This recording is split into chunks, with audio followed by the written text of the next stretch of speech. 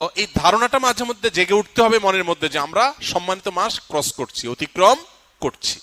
তাহলে মুহররম মাস সম্মানিত মাসের ভিতরে সবচেয়ে সম্মানিত মাস। নবী করিম সাল্লাল্লাহু আলাইহি ওয়াসাল্লাম এই মাসের একটা বিশেষ করণীয় স্থির করেছেন, সেটা হলো বেশি বেশি নফল রোজা রাখা। মুহররম মাসে বেশি বেশি রোজা রাখা।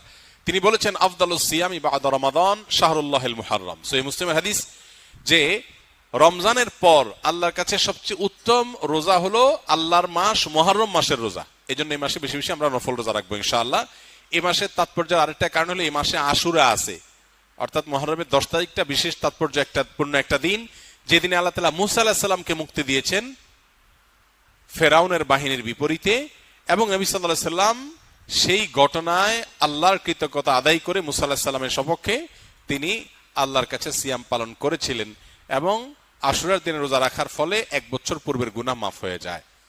এবং আশুরার সাথে আরো একদিনে রোজা রাখে 9 অথবা 11 মুহররম, 10 তারিখে তো বটেই, তার সাথে 9 তারিখ অথবা 11 তারিখ প্লাস করে 2টা রোজা রাখা হলো সুন্নাহ। এটা হলো মুহররম মাসের করণীয়। সারা মাসে বেশি রোজা রাখা, আশুরার রোজা রাখা বিশেষভাবে, আর সম্মানিত মাস হিসাবে এই মাসের সম্মান দিয়ে চলা, এ হলো মুহররম মাসের করণীয়। এর বাইরে মুহররম মাসকে ঘিরে আমাদের দেশে তাজিয়া মিছিল, শোক মিছিল সহ নানাবিধ কার্যক্রম আমাদের চোখে পড়ে। এগুলোর সাথে কোরআন বা সুন্নাহর কোনো সম্পর্ক নেই, এগুলো মন গড়া এবং বেদাত। যেই দিনে আশুরার দিনে রোজা রাখার কথা বলা হয়েছে সেই দিনে লাল ডেক বসায় যদি খিচুড়ি খায় তাহলে সুন্নাহর খেলাফ কাজ হবে। আরো সে কাজটি আমাদের দেশে হচ্ছে। সুন্নাহর প্রচলন নাই, বেদাতের প্রচলন আছে। আল্লাহ আমাদেরকে বুঝার তৌফিক দান করুন। হিজরি সন